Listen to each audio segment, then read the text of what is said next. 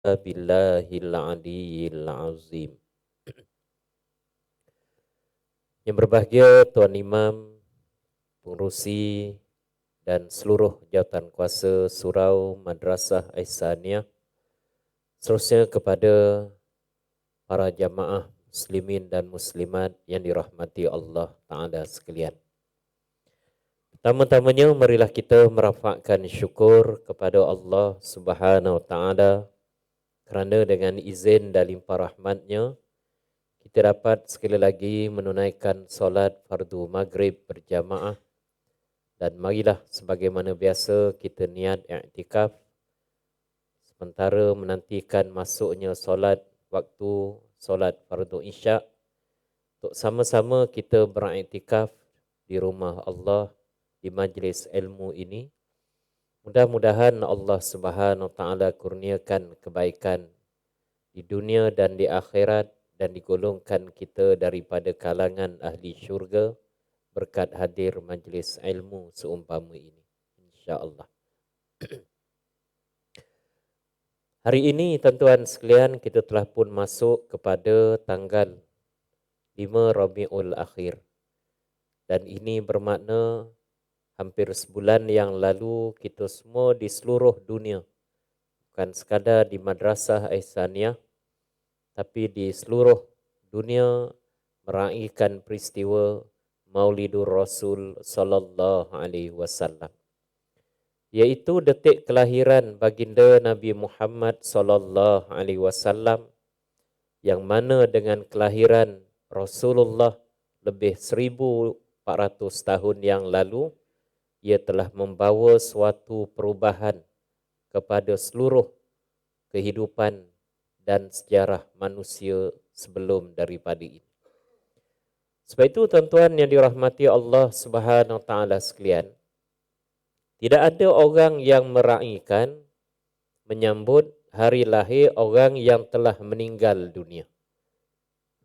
Kita menyambut hari lahir ayah kita, ataupun anak kita, ataupun cucu kita yang masih hidup. Tak ada orang yang sambut hari lahir orang yang telah meninggal dunia, melainkan kita menyambut Maulidur Rasul, hari kelahiran baginda Nabi Muhammad sallallahu alaihi wasallam. Tidak lain dan tidak bukan kerana yang lahir itu 1400 lebih tahun yang lalu bukanlah semata-mata kerana batang tubuhnya Muhammad bin Abdullah semata-mata, tetapi dengan kelahiran, bersama dengan kelahiran Rasulullah sallallahu alaihi wasallam itu, membawa bersamanya ajaran dan agama Islam. Dan agama dan ajaran Islam inilah kemudiannya tuan-tuan sekalian, hidayah, taufiknya sampai kepada kita pada hari ini sehingga merubah seluruh kehidupan kita. Saya tak dapat bayangkan kalau sekiranya kita ni masih tidak beriman, masih tidak mendapat hidayah, masih Allah Ta'ala tidak turunkan Nabi SAW. Boleh jadi dulu kita ni sembah berhala. Boleh jadi dulu kita ni sembah pokok, matahari, bulan, bintang. Hari ini pun kita masih mengulangi perkara-perkara syirik berkenaan. Sebab itu di saat kita menyambut kelahiran Maulidur Rasul sallallahu alaihi wasallam ini, marilah kita memperbanyakkan syukur kepada Allah, kerana melahirkan Rasulullah sallallahu alaihi wasallam, mengutuskan kepada seluruh umat manusia, yang akhirnya tuan-tuan sekalian kita menjadi umat Islam yang beriman, yang merupakan suatu nikmat yang cukup besar. Tidak ada nikmat yang lebih besar melainkan kita hidup dalam keadaan beriman dan Islam di sisi Allah Subhanahu Wa Ta'ala. Satu masa tuan-tuan sekalian, seorang sahabat Nabi yang bernama Sayyidina Thauban radhiyallahu an, selepas daripada solat fardu yang diimamkan oleh Nabi sallallahu alaihi wasallam, Sayyidina Thauban tuan-tuan sekalian bertemu dengan Nabi Ya, melihat Nabi, menatap wajah Nabi sepuas-puasnya. Sehingga menghairankan Nabi Muhammad sallallahu alaihi wasallam. Kenapa kamu wahai sahabat? Ya Rasulullah, ya, aku dah lama tak bertemu dengan kamu. Ya, kamu keluar daripada Madinah menyebarkan dakwah kepada seluruh umat manusia di semenanjung tanah Arab ini. Ya, kamu terlibat dalam banyak kali memimpin peperangan yang akhirnya untuk menyampaikan Islam kepada seluruh anggota masyarakat. Hari ini, alhamdulillah, syukur pada Allah, aku dapat menatap wajah kamu sepuas-puasnya. Ya, kerana nanti di akhirat sudah pasti tempat kamu di dalam syurga. Kamu seorang yang maksum, tak ada dosa, tak pernah melakukan maksiat, terpelihara daripada dosa dan maksiat, tempat kamu dalam syurga. Sedangkan aku tak tentu lagi.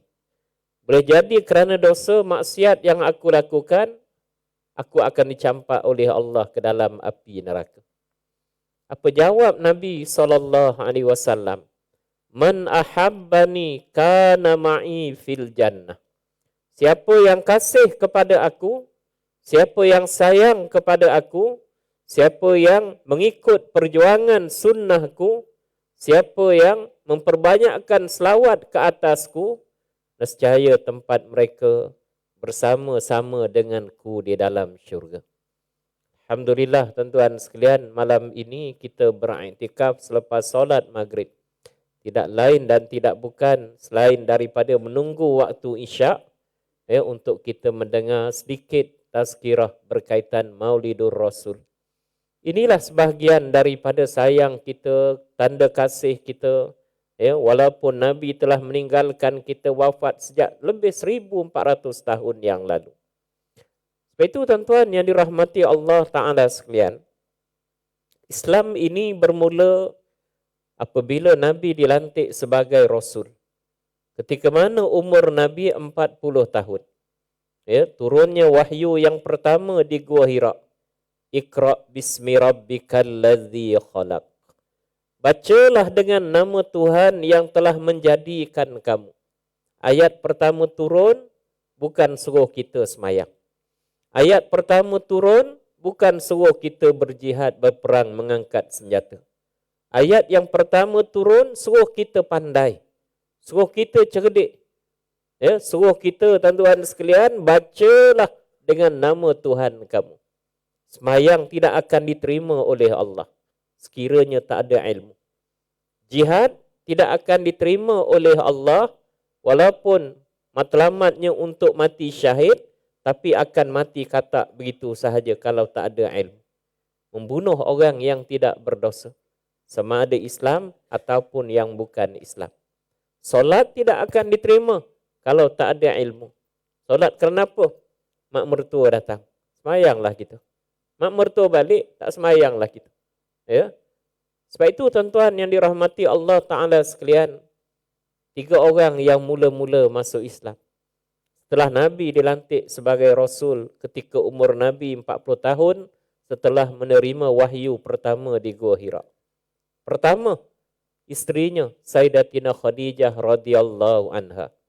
Yang kedua, sahabat karibnya Sayyidina Abu Bakar As-Siddiq radhiyallahu anhu. Dan yang ketiga, sepupunya yang masih kecil, masih kanak-kanak, Sayyidina Ali bin Abu Talib radhiyallahu anhu. Ya. Apabila Islam, tuan-tuan sekalian, di awal ini, ya, Allah Ta'ala minta supaya disampaikan secara terbuka. Setelah 2 tahun setengah, 3 tahun Islam disampaikan secara bersembunyi. Orang Islam 3 orang, 4 orang termasuk Nabi. Sedangkan ribuan, puluhan ribu di kota Mekah, tuan-tuan sekalian, orang tak Islam. Bukan sekadar mereka tak Islam, mereka memusuhi orang Islam. Jadi pendekatan dakwah pada masa itu bersembunyi. Ya, tak tunjukkan semayang di Masjidil Haram, semayang di rumah masing-masing. Tapi bila turunnya ayat wa anzir ashiratakal aqrabin. Ya, wahai Muhammad, berilah peringatan kepada kaum kamu, khususnya kepada keluarga kamu yang terdekat. Bermulalah Nabi, tuan-tuan sekalian, menyebarkan Islam secara terbuka. Nabi dan umat Islam mula semayang, tuan-tuan, di Masjidil Haram secara terang-terangan, dan bermulalah penindasan, kezaliman, penyiksaan kepada Nabi dan kepada umat Islam yang memeluk Islam. Termasuk ada di kalangan mereka yang dibunuh dengan kejam. Antaranya, tuan-tuan sekalian, seorang sahabat yang bernama Saidina Bilal bin Rabah radhiyallahu anhu. Dia seorang hamba. Apabila dia masuk Islam, tuan-tuan sekalian, dia dipaksa dan diseksa supaya keluar daripada Islam. Balik kepada agama menyembah berhala semula dengan cara diseksa dengan kejam. Diikat kedua tangannya ke belakang. Dibaringkan di padang pasir yang panas. Kita di Malaysia ni, tuan-tuan, paling panas 36 darjah. Rasa, tuan-tuan, nak pasang aircon satu rumah kita, tuan-tuan. Kerana tak tahan. Bayangkan, tuan-tuan, cuaca yang panas, pasir yang panas, 50 darjah lebih, tuan-tuan, di Mekah. Bagaimana, tuan-tuan, matahari yang terik di atas, padang pasir di bawahnya yang panas, membakar, tuan-tuan, badan Bilal bin Rabah. Diletakkan batu yang besar di atas dadanya. Dipaksa dia supaya keluar daripada Islam. Allah Ta'ala mengurniakan kesabaran kepada Bilal bin Rabah. Sehingga walaupun dipaksa supaya keluar daripada Islam, walaupun dipaksa murtad keluar daripada Islam, dia tetap, tuan-tuan sekalian, istiqamah. Di mulutnya sentiasa menyebut Ahadun Ahad. Allah Ta'ala Esa. Allah Ta'ala satu. Tidak ada Tuhan melainkan Allah. Sehinggalah dilihat oleh Saidina Abu Bakar dan dimerdekakan oleh Bilal bin dimerdekakan oleh Saidina Abu Bakar As-Siddiq. Berkat nama Bilal, tuan-tuan sekalian, sampai hari ini di seluruh dunia, walaupun yang azan nanti Isyak, tuan-tuan, maghrib tadi disebut sebagai orang yang melaungkan azan, muazzin. Tapi orang merata-rata di seluruh dunia panggil orang yang azan Bilal. Mengenang, tuan-tuan sekalian, bagaimana Saidina Bilal, tuan-tuan sekalian, yang mula-mula melaungkan azan. Berkat namanya, tuan-tuan, di dunia, di seluruh dunia, orang menyebut namanya. Setiap kali waktu solat, setiap kali waktu semayang, mengenangkan pengorbanannya untuk, tuan-tuan sekalian, mempertahankan akidah dan agamanya. Begitu juga yang berlaku kepada Saidina Ammar bin Yasir. Ammar, Yasir ayahnya, dan ibunya Sumayyah. Mereka memeluk Islam. Sehingga, tuan-tuan, mereka ditangkap, kemudian mereka dipaksa dan diseksa sehingga, tuan-tuan sekalian, ada di kalangan mereka yang meninggal dunia syahid di dalam Islam. Pertama, diikat, tuan-tuan sekalian, Yasir radhiyallahu anhu. Dipaksa supaya menyembah berhala keluar daripada Islam. Dia tetap beriman kepada Allah. Diikat tangan kanannya pada seekor kuda. Tangan kirinya pada seekor kuda yang lain. Kaki kanannya pada seekor kuda yang lain. Kaki kirinya pada seekor kuda yang lain. 4 ekor kuda ini dipukul supaya lari ke arah yang berlainan. Hancur badannya. Semata-mata mempertahankan iman dan akidah. Sampai giliran kepada istrinya, Sayyidatina Sumayyah radhiyallahu anha. Dia melihat tadi suaminya kena seksa sampai mati. Sekarang ini dia pula dipaksa supaya keluar daripada Islam. Orang mengharapkan, musyrikin mengharapkan, setelah melihat suaminya terkorban, diseksa dengan kejam, dia pasti akan lemah hatinya. Allah Subhanahu wa Ta'ala, tuan-tuan, mengurniakan kesabaran, kekuatan, keberanian, sehingga, tuan-tuan, Sayyidatina Sumayyah tetap istiqamah, tuan-tuan sekalian, walaupun dipaksa untuk keluar daripada Islam. diambil satu besi panas yang tajam, dicucukkan tuan-tuan daripada mulutnya keluar di kemaluan, semata-mata mempertahankan iman. Nabi SAW nampak keluarga Ammar bin Yasir ini diseksa dengan kejam. Apa yang Nabi buat tuan-tuan sekalian? Nabi doakan mereka. Sabran ala Yasir, fa inna mau'idukumul jannah. Sabarlah wahai keluarga Yasir, tempat duduk kamu Allah Ta'ala dah sedia di dalam syurga. Sebab itu tuan-tuan sekalian, penentangan semakin meningkat. Ya, sehingga Nabi SAW diseksa. Ya, bagaimana ketika mana Nabi sedang semayang sujud tuan-tuan sekalian di Masjidil Haram, di hadapan Kaabah, ya, kalangan musyrikin Mekah tersebut mengambil tuan-tuan sekalian perut unta, ya, perut unta tuan-tuan sekalian najis, letakkan di belakang Rasulullah sallallahu alaihi wasallam. Ya, sehinggalah berlalu beberapa tahun. Dan sehinggalah Nabi memerintahkan para sahabat untuk berhijrah ke Habsyah. Habsyah ataupun Somalia pada hari ini bukan orang Islam yang memerintah. Ya, seorang raja yang bernama Najasyi.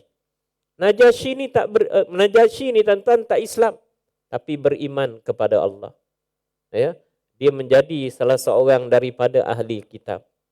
Dia membaca kitab Injil yang diturunkan kepada Nabi Isa alaihissalam. Dan dalam kitab Injil tersebut, dia membaca bahawa suatu masa nanti Allah Ta'ala akan utuskan seorang lelaki yang akan menjadi Rasul, menjadi Nabi, yang namanya Ahmad ataupun Muhammad. Ya, berapa ramai yang berhijrah ke Habsyah? Lebih kurang 80 orang. Diketuai oleh sahabat yang bernama Ja'far bin Abu Talib. Apabila Nabi berhijrah tuan-tuan sekalian ke Madinah, 3-4 tahun kemudiannya, berapa ramai umat Islam? 150 orang. 13 tahun Nabi menyampaikan dakwah di Mekah. Bila Nabi berhijrah bersama-sama dengan Nabi di Madinah, orang Islam 150 orang. Ya. Tapi 150 orang ini yang dipimpin oleh Nabi diberikan mandat dan kepercayaan sebagai pemimpin, sebagai ketua negara kepada negara Madinah. Yang selain daripada 150 orang Islam, siapa lagi rakyat Madinah? Kristian, Nasrani ada, ya, Yahudi ada, tapi mereka memberikan mandat kepercayaan untuk Nabi memimpin mereka. Ya. Berapa ramai? 150 orang. Ya, sehinggalah Nabi wafat tuan-tuan sekalian 10 tahun kemudian, Islam disampaikan di Madinah daripada permulaan awal 1 hijrah sehingga Nabi wafat 10 hijrah. Berapa ramai umat Islam ketika mana Nabi wafat? Daripada 150 orang, ya, kepada 124,000 orang. Ketika mana Nabi membawa tuan-tuan para sahabatnya berjumlah tersebut 124,000 orang mengerjakan Hajjatul Wada, ya, haji yang terakhir. Berapa ramai? 124,000 orang. Kenapa tuan-tuan sekalian naik begitu mendadak? 13 tahun di Mekah 150 orang. 10 tahun di Madinah, ya, 124,000 orang. Kerana nak tunjukkan, Allah Ta'ala nak tunjukkan kepada kita.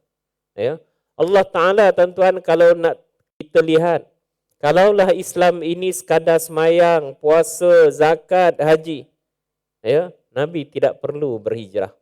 Cukup ayat-ayat Quran berkaitan perintah menunaikan solat, mengerjakan zakat, ya, menunaikan ibadat haji, cukup turun di Mekah sahaja.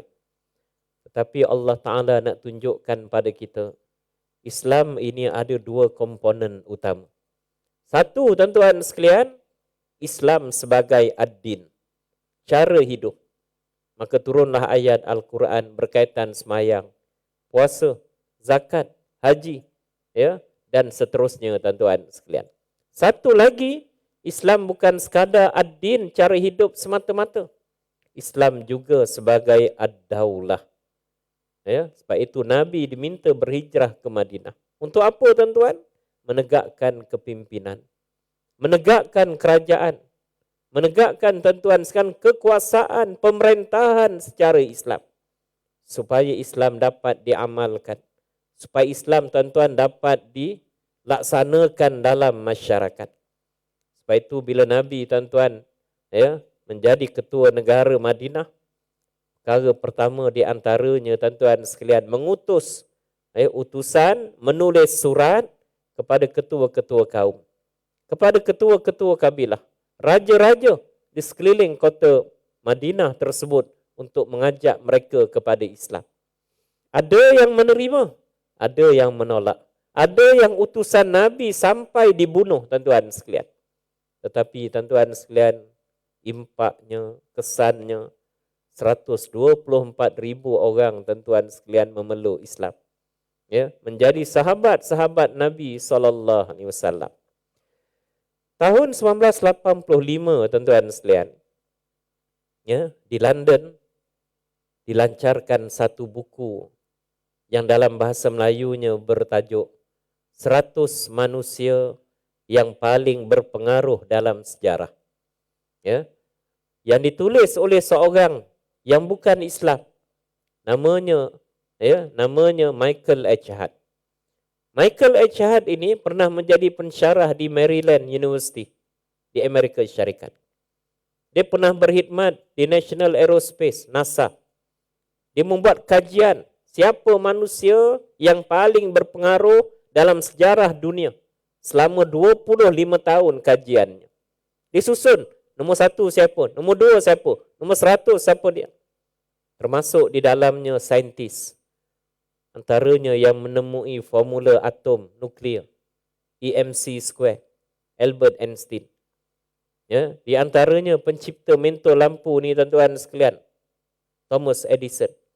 Termasuk di dalamnya ketua-ketua negara, presiden-presiden, George Washington, Abraham Lincoln, Alexander the Great. Termasuk di dalamnya tuan-tuan sekalian, para nabi dan rasul daripada Nabi Adam alaihissalam. Dia mengejutkan seluruh dunia bila buku ini dilancarkan di London. Ya, dia memilih orang pertama daripada 100 senarai manusia paling berpengaruh, tidak lain dan tidak bukan Nabi Muhammad sallallahu alaihi wasallam. Ya, orang petikai kan? Ya, kenapa pilih Muhammad? Apa jasa dia? Apa sumbangan dia? Dia sebut Islam bermula dengan seorang bila Nabi Muhammad dilantik sebagai Rasul. Kemudiannya 3 orang. Kemudiannya bertambah 80 orang. Kemudiannya bila ke Madinah hijrah 150 orang. Dan bila Nabi wafat 124,000 orang Islam. Hari ini ketika mana buku ini dilancarkan di London, bilangan umat Islam di seluruh dunia hampir 2 bilion. Inilah tanda agama yang benar, agama yang betul. Kalau Islam ini agama yang sesat, kalau Islam ni agama yang salah, agama yang batil, pembohongan tidak akan bertahan berlaku beribu-ribu tahun. Melainkan Islam agama yang benar, yang betul. Kenapa Muhammad saya pilih? Ada 3 sebab. Pertama, Muhammad tidak pernah langsung terlibat dengan skandal moral. Tidak pernah terlibat langsung dengan penyimpangan moral. Orang Arab kenal Muhammad lebih daripada anak-anak mereka sendiri. Kerana apa dia? Akhlaknya. Kerana kepribadiannya yang mulia. Muhammad tidak pernah disabitkan di mana-mana mahkamah atas kesalahan-kesalahan moral. Misalnya tuan-tuan, mencuri, berzina, minum arak, ataupun tuan-tuan sekalian, rasuah, penyelewengan, tidak pernah sama sekali. Ya, malah utusan Allah Ta'ala ke atas dunia ini disebut dalam hadis Rasulullah sallallahu alaihi wasallam, innama bu'istu liutammima makarimal akhlak. Sesungguhnya aku diutuskan kepada umat manusia ini bagi memperbetulkan akhlak mereka. Ya. Satu masa ya berlakunya banjir tuan-tuan di Mekah sehingga menyebabkan Kaabah tuan-tuan sekalian runtuh sedikit. Sehingga Hajar Aswadnya tuan-tuan sekalian beralih daripada tempatnya yang asal. Seluruh bangsa Arab di Mekah, walaupun atas apa nama kabilah sekalipun, bergotong royong, bersatu padu untuk membina semula Kaabah. Ya, sehingga akhirnya bila siap binaan Kaabah tersebut, timbul persoalan.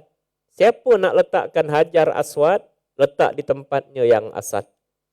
Mereka bergaduh. Mereka menyatakan mereka lebih layak. Kabilah ini menyatakan mereka lagi paling layak untuk meletakkan Hajar Aswad. Pergaduhan mereka sampai peringkat tuan-tuan sekalian nak berbunuh-bunuhan. Nak menumpahkan darah. Berperang sesama sendiri. Di kalangan orang-orang yang bodoh tadi tuan-tuan, ada seorang yang cerdik. Dia kata kenapa kita nak menumpahkan darah? Kenapa kita nak berbunuh-bunuhan, berperang sesama sendiri? Sekarang ni kita lantik orang yang mula-mula masuk ke Masjidil Haram, dialah orang yang paling layak meletakkan Hajar Aswad di tempatnya yang asal. Allah Ta'ala mentakdirkan Rasulullah sallallahu alaihi wasallam orang yang mula-mula masuk ke Masjidil Haram. Lalu tuan-tuan sekalian, sebagai seorang Rasul, memberikan tuan-tuan sekalian peluang kepada seluruh kabilah ketua-ketuanya memegang setiap bucu kain tersebut dan letakkan Hajar Aswad di tengah-tengahnya. Dan bila sampai tempatnya yang asal, tangan mulia Nabi sendiri yang meletakkan Hajar Aswad di tempatnya yang asal. Sebab itu tuan-tuan sekalian, kenapa saya pilih Muhammad? Ini orang bukan Islam ni tuan-tuan. Kerana akhlaknya yang mulia. Nabi berjiran dengan seorang perempuan tua Yahudi. Yang setiap hari bila Nabi lalu, dia akan baling sampah najis ke belakang Nabi. Hari-hari. Dan Nabi tak pernah balas dendam. Nabi tak pernah ambil sampah najis belakang, baling semula ke wajah, ke muka perempuan tua ni tak. Nabi doakan yang baik-baik. Sehingga bila satu masa Nabi lalu, Nabi selamat tak kena balik. Sebagai jiran yang baik. Jiran 40 kanan, 40 kiri, 40 atas, 40 di bawah. Walaupun mereka tak Islam, menjadi kewajipan kita. Sakit, ziarah. Nabi ziarah tuan-tuan. Perempuan ini sedang terbaring. Sakit. Tak sakit, dia baling lagi Nabi tuan-tuan hari itu. Sakit. Dia tanya khabar, wahai ibu, apa khabar hari ini? Menangis tuan-tuan sekalian, ibu tua Yahudi. Orang yang dia baling, orang yang disakiti hatinya, orang itu datang. Mula-mula datang menziarahi dia. Lalu Nabi buat apa tuan-tuan? Nabi minta isterinya Sayyidatina Aisyah masakkan bubur. Nabi sendiri suap ke mulutnya tuan-tuan sekalian. Orang tua, kita pun tua juga nanti tuan-tuan sekalian. Kita juga ada pengalaman menjaga mak ayah kita yang terlantar, sakit, tua. Suap ke mulut tuan-tuan sekalian, banyak mana yang masuk, banyak mana yang keluar. Banyak yang keluar tuan-tuan tepi-tepi mulut ini. Nabi ambil hujung pakaiannya tuan-tuan, lap ke mulut. Sehingga wanita tersebut menyatakan, inilah akhlak para nabi dan rasul. Hari ini aku masuk Islam ya Rasulullah. Inilah tuan-tuan kriteria pertama kenapa dipilih Muhammad sebagai manusia pertama daripada 100 manusia paling berpengaruh. Akhlak tuan-tuan sekalian. Jadi menjelang pilihan raya tuan-tuan sekalian, pilihlah orang yang berakhlak mulia. Pilihlah orang yang tidak pernah disabitkan kerana rasuah, baru ikut Nabi, baru ikut Islam yang sebenarnya. Macam mana Ustaz? Kawasan kami ni Islam ada. Yang wakil rakyat tak Islam pun calonnya ada. Pilih orang yang tidak lebih ringan mudaratnya kepada Islam. Boleh pilih walaupun mereka bukan Islam, selagi mana mereka tidak memusuhi Islam, tidak memerangi Islam. Jadi semaklah, kena buat kerja sikit. Ya, track record mereka ada tak buat kenyataan, ada tak buat statement yang tuan-tuan menunjukkan mereka ini memusuhi Islam. Ya, memerangi Islam tuan-tuan sekalian dengan mulut mereka, ucapan mereka. Sebab itu tuan-tuan, tahu betul. Bila kita belajar sirah, jangan kita belajar sirah sejarah Nabi ini cerita Mekah Madinah saja tak. Sirah Nabi kena bawa dalam kehidupan kita di negara kita ini tuan-tuan. Ya, termasuk tuan-tuan dalam kekeluargaan, ya, dalam ekonomi, dalam perniagaan, dalam politik tuan-tuan sekalian. Barulah kita boleh mendakwa kita umat Nabi sallallahu alaihi wasallam. Ya. Yang kedua tuan-tuan sekalian, kenapa pilih Muhammad? Muhammad berjaya bukan semata-mata sebagai seorang ketua agama, tetapi Muhammad berjaya sebagai ketua negara tuan-tuan sekalian. Sebagai ketua agama, ya, kejayaan Rasulullah menyampaikan Islam sehingga sampai kepada kita pada hari ini. Daripada 124,000 orang sahabat Nabi tuan-tuan sekalian. Kalau tuan-tuan pergi umrah, pergi haji, kita keluar daripada Ar-Raudah, makam Nabi dan mimbar Rasulullah, kita akan nampak satu tanah perkuburan yang dinamakan Makam Al-Baqi'. Makam Al-Baqi' ini makam para sahabat. Berapa ramai sahabat yang dikebumikan di Makam Al-Baqi'? Daripada 124,000 orang, 10,000 sahaja yang dimakamkan di Makam Al-Baqi'. Mana pergi 114,000 yang lain? Mereka bertebaran ke seluruh dunia menyampaikan Islam. Walaupun mereka tinggal di Madinah, perniagaan mereka di Madinah, keluarga mereka di Madinah, lahir pun di Madinah, comfort zone mereka di Madinah, mereka tak tinggal di Madinah. Kerana mereka tuan-tuan sekalian, lihat jauh di hadapan. Kalau mereka tinggal di Madinah, orang Madinah sahaja baik. Kalau mereka tinggal di Madinah, orang Madinah sahaja masuk syurga. Macam mana orang Cina? Macam mana orang India? Macam mana Afrika? Macam mana di Eropah?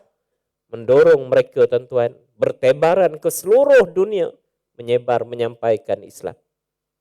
1,000 orang daripada mereka diketuai oleh sahabat yang bernama Sayyidina Sa'ad bin Abi Waqqas radhiyallahu anhu.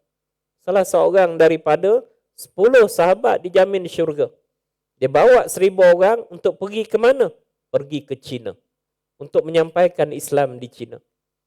Daripada 1,000 orang, tuan-tuan sekalian, 995 orang tak sampai di China. Mereka terkorban dalam perjalanan kerana sejuknya salji sehingga mereka meninggal dunia. Kerana panasnya, tuan-tuan sekalian, matahari teriknya ketika mana merentas padang pasir, mati. Kerana penyakit, kerana ditelan, dimakan binatang buas, kerana jatuh ke dalam gaung. 5 sahaja yang sampai ke China, tuan-tuan. Dan 5 orang inilah, tuan-tuan, menyampaikan Islam di China. Daripada tak sembah Allah, sembah matahari dan sebagainya, kenal Allah Ta'ala. Sehingga hari ini, tuan-tuan sekalian, ya, lebih 1,000 tahun lebih yang lalu, ya, umat Islam di China hari ini lebih kurang 120 juta orang. 10%, 10% daripada seluruh penduduk China, hampir 1.2 bilion. 120 juta terdiri daripada orang Islam.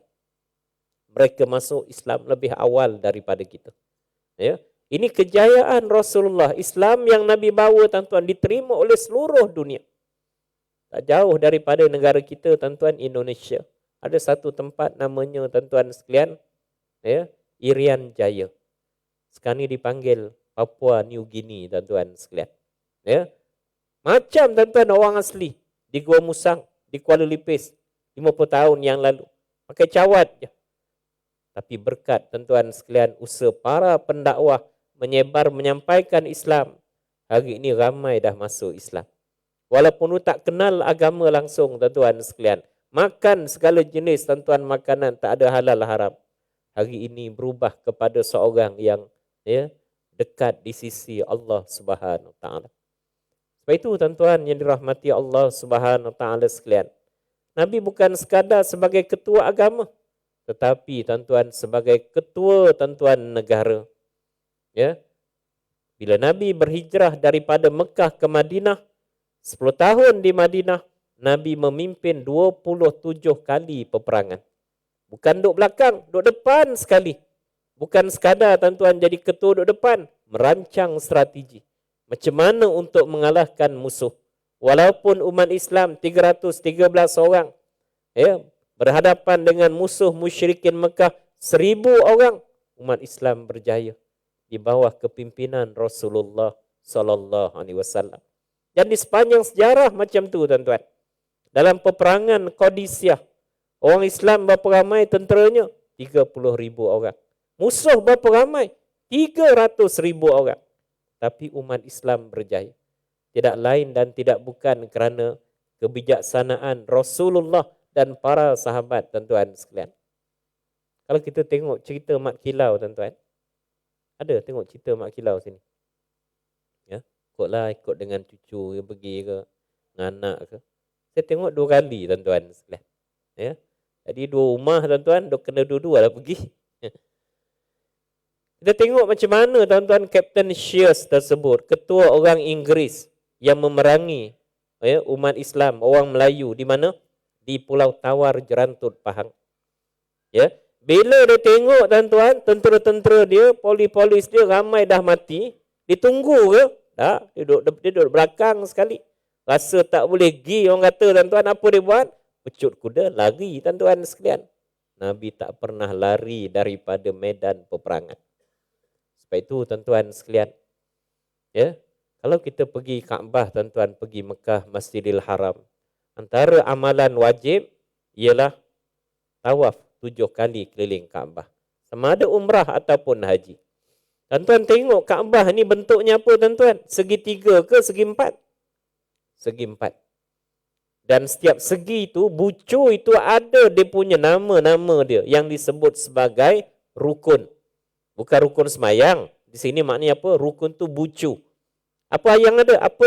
Rukun Yamani. Kalau kita berdiri di situ tuan-tuan, terus straight jalan sampai ke Yaman. Yang kedua, rukun Iraqi. Kalau kita berjalan straight sampai di mana? Iraq, di Baghdad. Kalau kita tuan-tuan satu lagi rukun Syami. Kalau kita berjalan terus sampai di mana? Syam, Syria pada hari ini. Dan satu lagi rukun Hajar Aswad. Kalau kita berjalan terus sampai ke mana? Asia Tenggara dan Malaysia, negara kita tuan-tuan sekalian. Sebab itu mari kita lihat 4 bucu tersebut, semuanya negara Islam. Apa jadi kepada negara-negara Iraq, Syria dan Yaman tersebut? Semuanya hancur tuan-tuan sekalian. Kita azan ya. Sudah.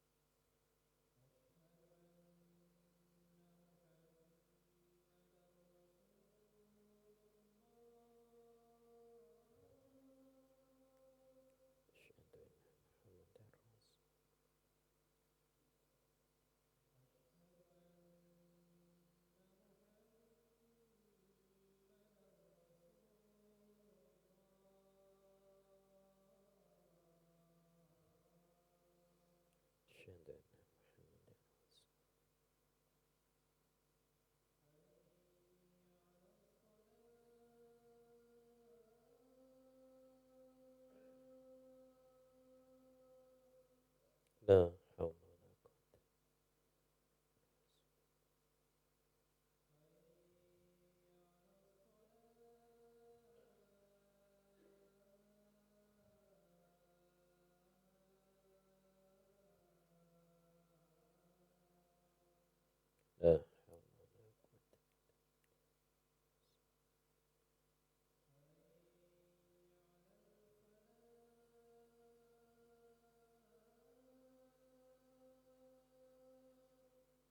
La la la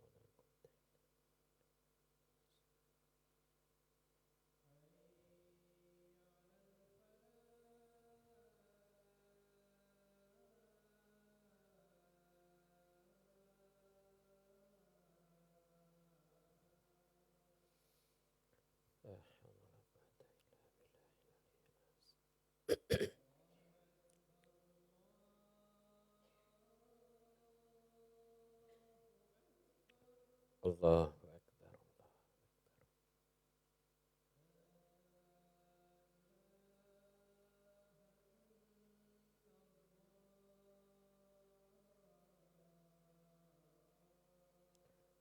La ilaha illallah. Allahumma rabbana salatil qa'imati Muhammadin wa ba'athu maqaman mahmudan alladhi wa'adtahu. Kita sambung sikit tuan-tuan sekalian. Ya. Apa yang berlaku tuan-tuan di rukun Yaman ni? Yaman negara orang Islam. Majoritinya orang Islam. Ya. Majoritinya tuan-tuan sekalian ahli sunnah wal jamaah. Tapi tuan-tuan sekalian, mereka tidak boleh duduk tuan-tuan bersama-sama. Sentiasa berbalah, sentiasa bergaduh, sentiasa berpecah. Walaupun Islam turun, tuan-tuan sekalian memberikan peringatan. Wa'tasimu bihablillahi jami'an wa la tafarraqu. Ya, hendaklah kamu, janganlah kamu tuan-tuan sekalian berpecah belah. Bersatulah dengan tali Allah, jangan berpecah belah. Tapi mereka melupakan ajaran di dalam agama. Sehingga bergaduh, sehingga berbunuh-bunuhan. Sehingga negara Yaman tersebut terbelah dua. Satu Yaman Utara, satu Yaman Selatan. Berebut jawatan, berebut kerusi. Sehingga tuan-tuan lupakan tuan-tuan sekalian ajaran di dalam agama. Ya, bila mereka bergaduh, berperang, berpecah, Syiah Houthi tuan-tuan datang. Ya, cuba untuk mengalahkan mereka. Ya, Saudi pula tuan-tuan datang. Ya, menghantar ya tentera-tenteranya dan sebagainya. Sampai hari ini. Apa yang berlaku tuan-tuan? Di rukun yang kedua, rukun Syami, Syria, negara Islam. 90% penduduk di Syria tuan-tuan ahli sunnah wal jamaah. Tapi mereka tuan-tuan sekalian berpecah belah. Berebut jawatan. Ya. Sepatutnya menghalakan senjata kepada musuh. Dihalakan senjata sesama kepada orang Islam. Dengan menyatakan mereka lagi baik, mereka lagi bagus. Orang Islam yang lain tak bagus. Sehingga akhirnya tuan-tuan sekalian, apa yang berlaku hari ini. Ya. Saya sebut tadi 90% orang Islam di Syria ahli sunnah. Tapi mereka kerana berpecah belah, Syiah yang 10% tuan-tuan memerintah mereka. Bukan hari ini Bashar Assad. Daripada bapa dia dulu, Hafiz al-Assad. Orang Syiah, tapi perintah mereka. Kerana apa tuan-tuan? Berpecah belah. Ya. Sehingga tuan-tuan sekalian, Bashar Assad dalam satu peperangan saudara baru-baru ini, ya, dibawa, dia bergabung dengan Hizbullah daripada Lebanon. Syekh Hassan Nasrullah, Syiah, ya, bergabung dengan kerajaan Iran, tuan-tuan sekalian, membunuh tuan-tuan lebih 300,000 orang. Rakyatnya sendiri daripada tuan-tuan kelompok ahli sunni, ahli sunnah wal jamaah. Kenapa tuan-tuan? Pecah belah, bergaduh sesama sendiri, berebut jawatan. Akhirnya tuan-tuan musuh mengalahkan mereka. Sampai hari ini tuan-tuan, ya, Dr. Yusuf Al-Qardawi menyebut, kalau dulu pandangannya kita dengan Syiah, kita kena duduk elok-elok. Ya, atas nama takrib bainal mazahib, iaitu tuan-tuan mendekatkan antara mazhab Sunni dan Syiah. Ya. 2017 tuan-tuan sekalian, Syekh Yusuf Qaradawi yang baru meninggal sebulan yang lalu, dia menyatakan Syiah kafir. Mereka mengkafirkan seluruh sahabat Nabi. 124,000 orang sahabat Nabi pada Syiah, 3 orang dia yang Islam.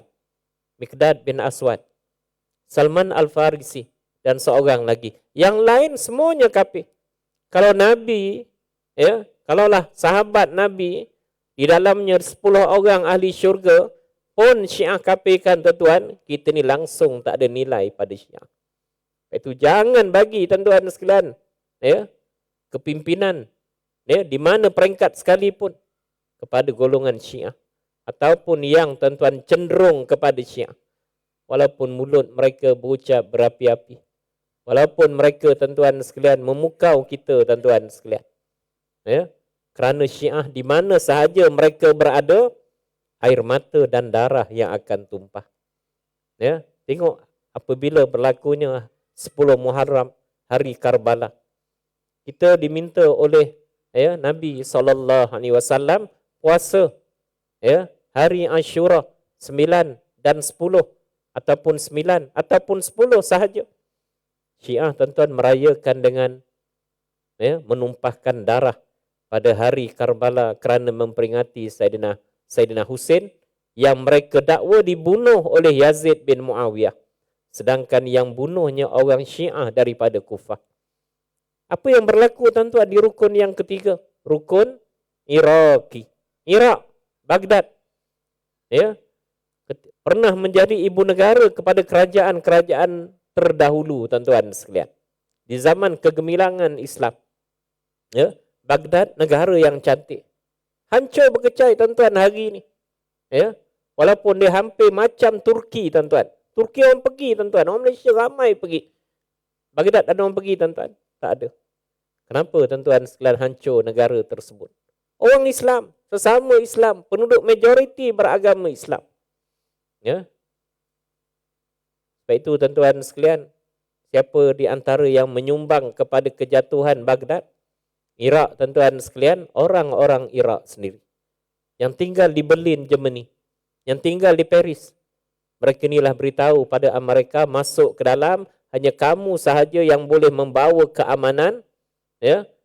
Mereka bocorkan rahsia, di sinilah tempat-tempat simpanan senjata, di sinilah sasaran-sasaran strategik, sehingga tuan-tuan mereka masuk atas dakwaan bahawa Baghdad, Iraq, Saddam Hussein menyimpan uranium untuk tenaga nuklear. Ya. Sehingga akhirnya tuan-tuan sekalian Saddam dibunuh.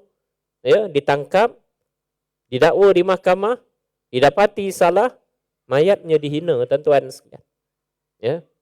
Dan orang-orang yang ta'assub fanatik, orang-orang Iraq sendiri yang jadi pengkhianat ni, dia kata apa? Bush radhiyallahu anhu. Ya.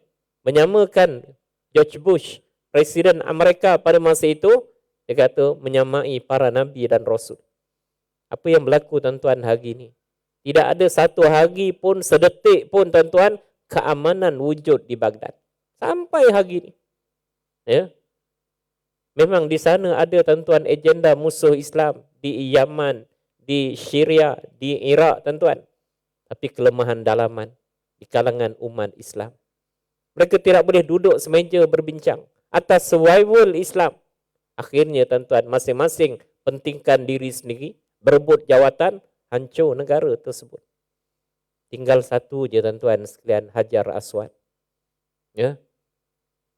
Kalau kita lihat di Asia Tenggara tuan-tuan sekalian, Filipina dulunya negara Islam. Mindanao pusat pentadbirannya. Ya. Kesultanan Sulu tuan-tuan sekalian. Apa yang berlaku? Berlaku perpecahan. Umat Islam bergaduh, berebut jawatan. Sehingga akhirnya Spanyol datang tuan-tuan menjajah, menjadikan Filipina negara Kristian sampai hari ini. Apa yang berlaku tuan-tuan di Thailand? Dulu adanya negara Islam yang bernama Patani Darussalam. Ulama-ulamanya ramai. Di Narathiwat, di Songkhla, di Yala, di Phuket. Tapi apa yang berlaku hari ini tuan-tuan? Kerana berpecah belah, lemah, akhirnya tuan-tuan sekalian kerajaan Buddha Bangkok menjajah mereka. sampai hari ini. Maka yang tinggal tuan-tuan sekalian negara kita lah Malaysia ini, yang sedang diintai-intai oleh musuh Islam, sama ada di peringkat dunia ataupun di dalam sendiri. Macam mana nak hancurkan orang Melayu, orang Islam? Ya, hantar orang Islam bertanding, dia kata. Ya, misalnya lah tuan-tuan sekalian. Ya, dan kalau kita pun mengulangi kesilapan orang Islam di Yaman, di Syria, di Iraq, maka lengkaplah tuan-tuan, hancur 4 bucu Kaabah tersebut dengan kehancuran umat Islam yang bergaduh, berpecah, berebut jawatan sesama sendiri. Sebab itu saya nasihatkan diri saya dan sahabat semua, saat kita menjelang 19 November nanti tuan-tuan sekalian, yang menentukan kerajaan dan sebagainya, lihat masa depan Islam, lihat survival Melayu dan Islam di negara kita. Mudah-mudahan tuan-tuan terpelihara negara kita daripada perpecahan yang sampai peringkat macam itu, yang menyebabkan tuan-tuan sekalian musuh Islam boleh jadi akan memerintah kita. Sama ada dalam negara ataupun luar negara tuan-tuan sekalian. Dan bila itu berlaku tuan-tuan, sukar untuk kita bangkit semula tuan-tuan sekalian.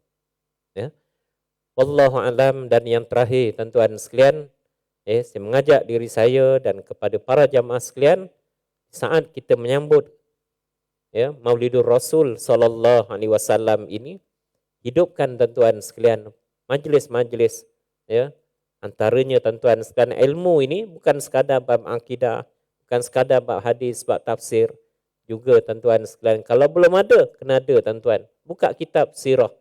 Dan bila kita mempelajari sirah perjuangan Nabi ini, jangan kita bataskan semata-mata cerita Mekah Madinah, bawa pengajarannya ke dalam masyarakat, kepada negara kita. Kerana itulah matlamat sebenarnya kita mempelajari sirah Rasulullah sallallahu alaihi wasallam, sebagaimana yang ditanyakan kepada sahabat, ditanyakan kepada isteri Rasulullah, Sayyidatina Aisyah, macam mana akhlak Nabi itu? Kana khuluquhu al-Quran. Akhlak Nabi itu Al-Quran. Quran menceritakan pemimpin yang hebat, pemimpin yang baik, pemimpin bertanggungjawab. Itulah Rasulullah sallallahu alaihi wasallam. Quran menceritakan suami yang bertanggungjawab, suami yang amanah, ibu bapa yang bertanggungjawab. Itulah Rasulullah.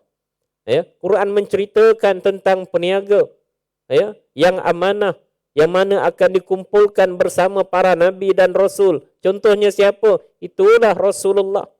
Quran menceritakan tentang pemimpin-pemimpin, di kalangan nabi, di kalangan para rasul. Maka tidak lain dan tidak bukan role modelnya Rasulullah sallallahu alaihi wasallam. Mudah-mudahan kita semuanya terpelihara, dipelihara oleh Allah Taala daripada sebarang perkara tuan-tuan sekalian yang boleh memecah belahkan di kalangan masyarakat, yang sudah pasti tuan-tuan sekalian kesannya kepada masyarakat dan negara itu sendiri. Mudah-mudahan selamat kita dunia dan akhirat. Dengan berkat tuan-tuan sekalian, kita berpegang kepada pengajaran yang dibawa oleh baginda Nabi sallallahu alaihi wasallam. Saya sebut tadi 3 tuan-tuan. Kenapa Michael H. Hart pilih Rasulullah, manusia paling berpengaruh dalam sejarah? Saya hanya sebut 2 tuan-tuan. Muhammad tidak pernah terlibat dengan skandal moral. Yang kedua, Muhammad bukan sekadar seorang pemimpin agama, tapi Muhammad sebagai pemimpin negara, negarawan. Satu lagi saya simpan tuan-tuan. InsyaAllah kita bertemu dalam kesempatan yang akan datang. Tak dapat bertemu di dunia, InsyaAllah kita bertemu di syurga nanti. InsyaAllah. Jadi ikut jadualnya tuan-tuan, tahun depan lah kita jumpa. Masa tu tuan-tuan tak tahulah siapa yang masih berkesempatan. Sama ada yang duduk depan ni ada lagi ke? Yang duduk belakang sana ada lagi ke? Wallahualam. Sama-sama kita lihat nanti. Tapi tiap-tiap hari lepas sembahyang tuan-tuan jangan lupa berdoa. Allahumma tawil umurana wasahi ajsadana wa nawwir qulubana. Ya Allah, panjangkanlah umurku, Tak ada orang yang tuan-tuan sekalian, walaupun umurnya 100 tahun pun, tak ada orang yang berdoa, ya Allah pendekkanlah umurku, mati cepat aku, ya Allah, tak ada tuan-tuan. Kecuali orang yang dah fras tuan-tuan sekalian dalam hidup ini. Ya, keyakinan kita tuan-tuan, sebagaimana Rasulullah, ya, ya, sehingga titisan darah yang terakhir tuan-tuan sekalian, terus menyampaikan, menyebarkan agama Allah Ta'ala ini, di mana sahaja kita berada. Ya, sebagai jawatan kuasa buat program tuan-tuan sekalian, turun padang kepada masyarakat. Ada ibu tunggal, ada bapa tunggal, ada anak yatim, ada orang sakit, ziarah mereka. Ya, sebagai tuan-tuan sekalian bapa, sebagai suami, sebagai isteri tuan-tuan sekalian, didik anak-anak kita secara Islam. Ini cabaran besar tuan-tuan sekalian. Siang tadi kami di Pejabat Mufti panggil Haji Hushim Saleh. Ya, seorang kaunselor. Ya, dia kata tuan-tuan, senarai sekarang ni ada pada dia 4,200 orang. Gay tuan-tuan sekalian. Orang lelaki tapi gay tuan-tuan. Gay ni apa dia tuan-tuan? Gay ni maknanya pedang lawan pedang tuan-tuan sekalian. Lelaki nak kahwin dengan lelaki. Di Thailand dah dibenarkan. Di Singapura dah dibenarkan. Di Malaysia walaupun undang-undang tidak membenarkan, hakikatnya tuan-tuan, 4,200 ni orang yang kaunseling dengan Haji Hushim tuan-tuan. Gay. Dia kahwin tapi tak sentuh isterinya. Kahwin sebab apa? Mak ayah suruh kahwin, kahwin lah. Ya, 6 bulan isteri mengadu.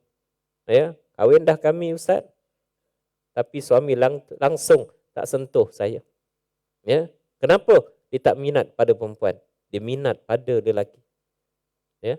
Sebab itu tuan-tuan sekalian, jangan sampai ya orang-orang macam ini tuan-tuan sekalian, yang gay-nya ini, LGBT-nya ini tuan-tuan, ya, dipilih dan terpilih tuan-tuan sekalian. Ya. Dan raya nanti tuan-tuan sekalian kita akan lihat kelompok-kelompok ini juga. Ya, bukan sekadar LGBT, belakangnya tuan-tuan liberal.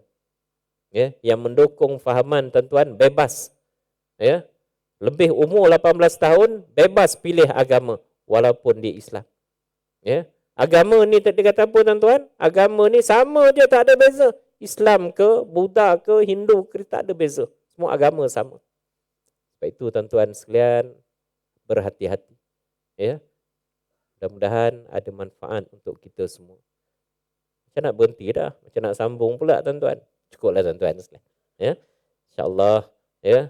Lagipun apa ni, nasi lemak dah disediakan, nanti takut sejuk pula tuan-tuan sekalian. Ada ke malam ni? Tak ada, Imam kena belanja saya makan lah. Ya. Sejam tuan-tuan nak sampai ke sini ni. Putrajaya je 32 km. Ya, sejam tuan-tuan. Ya, jamnya hujan sikit. Wallahu a'lam. Aqulu qawli hadza wa astaghfirullahal azim. Assalamualaikum warahmatullahi wabarakatuh. Allahumma inna nas'aluka imanan kamila wa nas'aluka qalban khashi'a wa nas'aluka ilman nafi'a. Allahumma faqihna fid din wa 'allimna ta'wil wahdina siratal mustaqim. Rabbana 'alaika tawakkalna wa ilaika anabna wa ilaikal masir. Rabbana atina fid dunya hasanah wa fil akhirati hasanah wa qina azaban nar. Walhamdulillahi rabbil alamin. Taqabbalallah.